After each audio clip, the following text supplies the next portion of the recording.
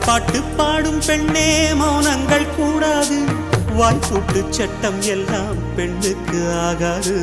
வண்டெல்லாம் சத்தம் போட்டால் பூஞ்சோலை தாங்காது.